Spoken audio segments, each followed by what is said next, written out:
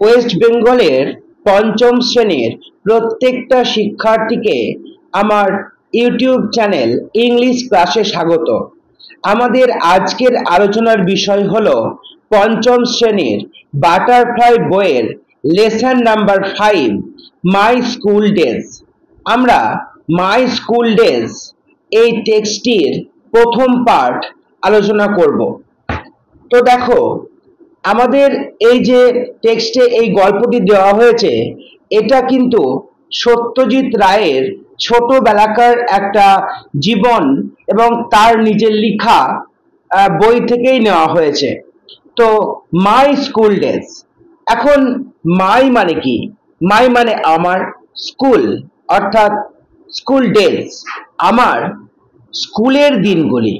আমরা প্রত্যেকেই যারা এখন আমরা ছোট, প্রত্যেকেই কিন্তু আমাদের যে এই স্কুল ডেজ, এটা কিন্তু একটা সময় যখন আমরা বড় হয়ে যাব, তখন প্রত্যেকেই কিন্তু একবার না একবার হলেও আমরা স্কুল ডেজের কথা চিন্তা করব।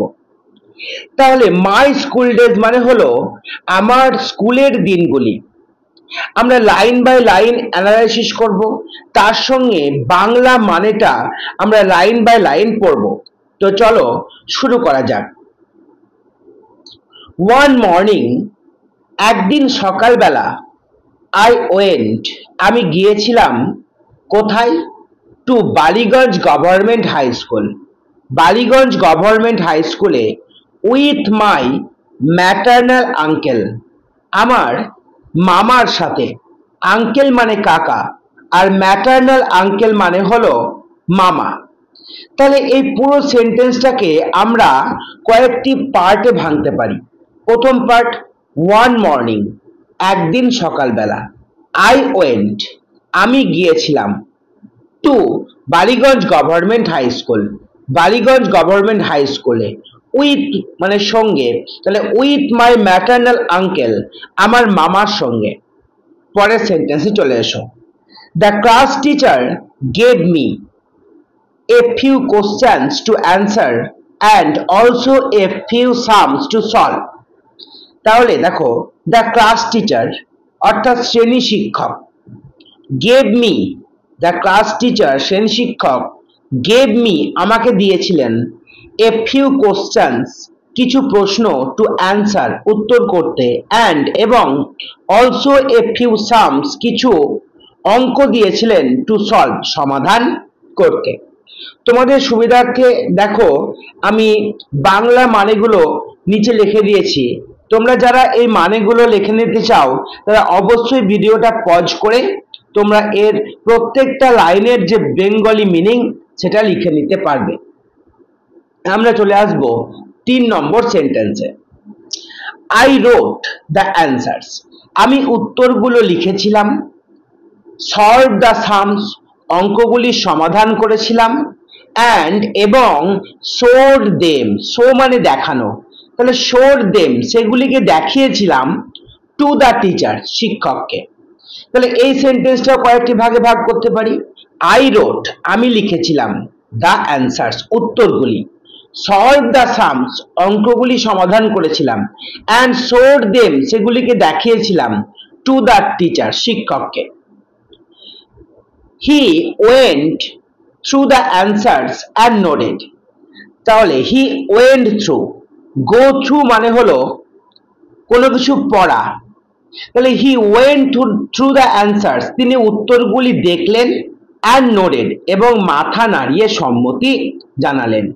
হিজ গেস্টার তার অঙ্গভঙ্গি, তার যে ইঙ্গিত, ইন্ডিকেটেড এটা বোঝালো, দ্যাট যে, মাই অ্যান্সার্স আমার উত্তরগুলি, ওয়ার কারেক্ট সঠিক ছিল, অ্যান্ড দাস সুতরাং, I was admitted to the school আমাকে স্কুলে ভর্তি করা হলো।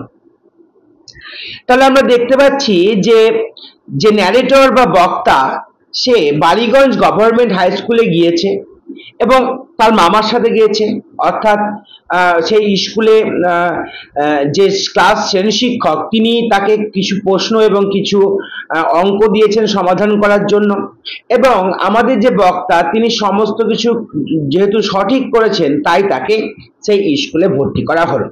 তারপরে Ballygunge government high school was Ballygunge government high school ছিল অন দ্য ইস্টার্ন সাইড পূর্ব প্রান্তে of the Beltala road police station.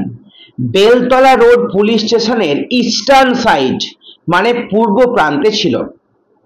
তাহলে বালিগঞ্জ গভর্নমেন্ট হাই স্কুলটা কোথায় অবস্থান করত? না তো বেলতলা রোড পুলিশ স্টেশনের পূর্ব দিকে অবস্থান করত। দ্য সাউদার্ন পার্ট, সাউথ মানে দক্ষিণ, তাহলে দক্ষিণ দিকের অংশ অফ দ্য স্কুল, স্কুলের যে দক্ষিণ দিকের অংশ ওয়াজ আওয়ার প্লেগ্রাউন্ড, সেখানে আমাদের খেলার মাঠ ছিল।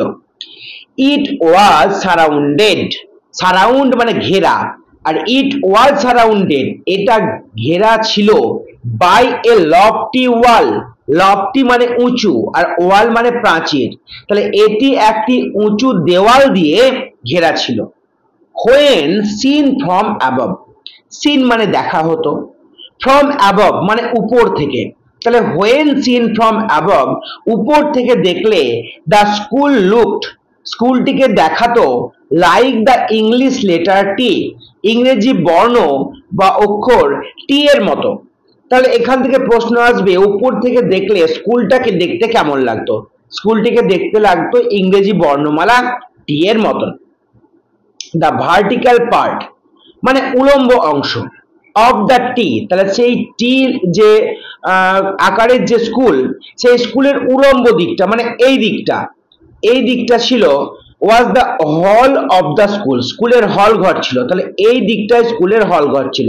And the horizontal part of the school, স্কুলের যে হরিজন্টাল অংশ এই দিকটা, a horizontal part of the letter was formed by the row of the classroom, ক্লাসরুমের যে সারি সেগুলি দ্বারা বেষ্টিত ছিল। তাহলে এখানে প্রশ্ন আছে ভার্টিক্যাল পার্টে কি ছিল? ভার্টিক্যাল পার্টে ছিল স্কুলের হল ঘর, আর যে হরিজন্টাল পার্ট, সেই হরিজন্টাল পার্টে ছিল স্কুলের রুমগুলি, তাহলে স্কুলের রুমগুলি হরিজন্টাল পার্টে ছিল। The annual prize distribution ceremony, annual মানে বাৎসরিক, প্রাইজ পুরস্কার, ডিস্ট্রিবিউশন বিতরণী, সেরেমনি মানে অনুষ্ঠান, ওয়াজ হেল্ড অনুষ্ঠিত হতো ইন দিস হল এই হল ঘরে, হুইচ হ্যাড যার ছিল এ গ্যালারি অ্যাজ ওয়েল, একটা গ্যালারিও ছিল। গ্যালারি মানে কোনো একটা জায়গার উঁচু স্থান যেখান থেকে কোনো অনুষ্ঠান দেখা যায় তাকে আমরা গ্যালারি বলি। তাহলে আমরা যেমন সিনেমা হলে গিয়ে দেখেছি, অনেকে যারা সিনেমা দেখেছে, সিনেমার লাস্টের দিকে উঁচু জায়গা থাকে সেটাকে গ্যালারি বলা হয়। তাহলে এই হল ঘরেরও একটা গ্যালারি ছিল যেখান থেকে অনেক দূরে কোনো পর্দায় কিছু দেখানো হলে সেটা সহজেই দেখা যেত। তারপর ফিস্ট, ফিস্ট মানে কি? ফিস্ট মানে ভোজন। অন অকেশন অফ সরস্বতী পূজা, সরস্বতী পুজো উপলক্ষে, অকেশন মানে উপলক্ষে, অফ সরস্বতী পূজা, তাহলে সরস্বতী পূজা উপলক্ষে যে ভোজ ওয়ার অলসো অ্যারেঞ্জড হেয়ার, এখানে অনুষ্ঠিত হতো। অর্থাৎ সরস্বতী পুজোয় যে খাবারের ব্যবস্থা ছিল সেটা এই ঘরেই হতো। আই স্টিল রিমেম্বার, আমি স্টিল মানে এখনো, রিমেম্বার মানে মনে করতে পারি, দ্য এক্সপেরিয়েন্স অভিজ্ঞতা, অফ ওয়াচিং দেখার, এ শেক্সপিয়ারান প্লে শেক্সপিয়ারের নাটক। উইলিয়াম শেক্সপিয়ার একজন বিখ্যাত নাট্যকার ছিলেন এবং তিনি অনেক বিখ্যাত নাটক লিখেছিলেন। তার একটি নাটক এখানে দেখার অভিজ্ঞতা আমার হয়েছিল ইন দিস হল এই হল ঘরে। তার মানে ন্যারেটর বা বক্তা বলছে যে ওই যে হল ঘর সেখানে একটি শেক্সপিয়ারের নাটক দেখানো হয়েছিল। দ্য প্লে, প্লে মানে হলো এখানে নাটক। ওয়াজ সেই প্লেটি ছিল দ্য মার্চেন্ট অফ ভেনিস, তাহলে শেক্সপিয়ারের অনেক নাটকের মধ্যে একটা হলো দ্য মার্চেন্ট অফ ভেনিস। তাহলে নাটকটা কোন নাটক ছিল বা নাটকটির নাম কি ছিল? The Merchant of Venice. A few scene, সেখান থেকে কিছু দৃশ্য, from which were performed by, যেটা পারফর্ম করেছিল বা যেটা অভিনয় করেছিল by a couple of foreign actors, couple মানে দুই বা এক জোড়া, অফ ফরেন মানে বিদেশি, অ্যাক্টরস মানে অভিনেতা। তাহলে সেই যে মার্চেন্ট অফ ভেনিস নাটক, সেই নাটকে দুজন বিদেশি অভিনেতা নাটক করেছিলেন, তাদের নাম ছিল গ্রিনবার্গ অ্যান্ড সালিম। তাহলে দুজন বিদেশি অভিনেতা যাদের নাম ছিল গ্রিনবার্গ এবং সেলিম, তারা কিন্তু এই নাটকে অংশগ্রহণ করেছিল। তারপরে a Charlie Chaplin movie was also screened here once. Charlie Chaplin movie, তোমরা অনেকে চার্লি চ্যাপলিনের নাম শুনেছো। যখন আগে তোমার টিভিতে চার্লি চ্যাপলিনের বিভিন্ন সিন দেখানো হতো, মানে সেই সময় সাউন্ডটা কিন্তু আসতো না টিভিতে, সেই সময় চার্লি চ্যাপলিন বিখ্যাত হাসির যে দৃশ্য সেগুলো কিন্তু আমরা টিভিতে দেখতে পেতাম, বা যারা অনেক আগেকার লোক তারা জানে।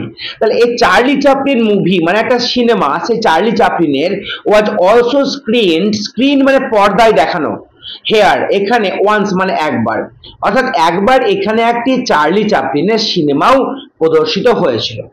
তাহলে এই হলো আমাদের প্রথম পার্ট।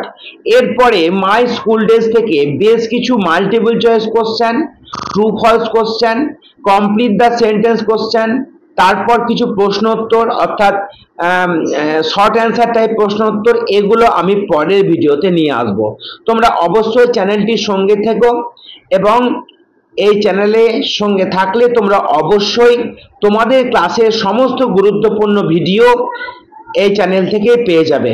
ধন্যবাদ।